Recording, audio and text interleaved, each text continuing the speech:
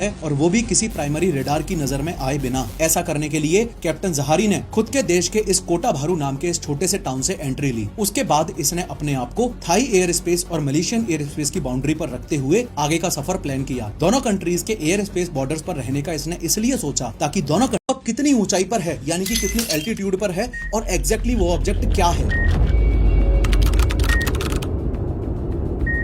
अब जिस वक्त कैप्टन जहारी थाईलैंड और मलेशिया के बॉर्डर्स पर से होते हुए इस फ्लाइट MS-370 को स्टेट ऑफ मलाक्का की तरफ ले जा रहा है, उसी वक्त वियतनाम के हो ची मिन्ह ATC वालों ने पूरे 20 मिनट लगा दिए थे सिर्फ ये नोटिस करने में कि फ्लाइट MS-370 रेडार से गायब हो चुकी है। हो ची मिन्ह ATC वालों ने आसमान में उड़ रही बाकी फ्लाइटों से भी कॉन्टेक्ट किया कि वो कैसे भी करके फ्लाइट MS-370 से कॉन्टेक्ट करें, लेकिन वो कॉन्टेक्ट हो ही नहीं पा रहा था। काफी कोशिशों के बाद हो ची मिन्ह ATC ने कुआलालंपुर ATC को इन्फॉर्म जहारी फाइनली पूरे मलेशिया को क्रॉस कर चुका है। इस वक्त फ्लाइट MS-370 पेनांग आइलैंड के ऊपर है। ध्यान देना कि ये पेनांग आइलैंड इस कैप्टन का होम टाउन भी है। मलेशिया देश का एक वो छोटा सा हिस्सा जिसमें कैप्टन जहारी खेल कूद कर बड़ा हुआ था। यहाँ से आगे बढ़ने के कैप्टन जहारी के पास दो ऑप्शंस थे, या तो सीधा सीधा चला जाए या फिर राइट लेकर को लेकर टोटली फ्री हो चुका होगा, किसी इंसान, रेडार या सैटेलाइट की नजरों से एकदम परे। केडा के प्राइमरी रेडार की नजरों से बचते हुए जहारी आगे बढ़ ही रहा था कि तभी उसकी नजर कॉकपिट डोर के CCTV पर पड़ी। जहारी ने देखा कि first officer Hamid cockpit door के सामने पड़ा हुआ है। फाइनली वो एक आखिरी बंदा जो कैप्टन जहारी को यह बात अच्छे से पता थी कि फ्लाइट के गायब होने के बाद ढूंढने वाले सबसे पहला अजम्पशन ये करेंगे कि किसी कैटास्ट्रोफिक फेलियर की वजह से ये फ्लाइट क्रैश हो गई होगी और गल्फ ऑफ थाईलैंड या साउथ चाइना सी वाले एरियाज में गिरी होगी, वहां ढूंढते हैं। कैप्टन जहारी को यह भी पता था कि फ्लाइट ना मिलने पर और फर्दर इन्वेस्टिगेशंस होने पर,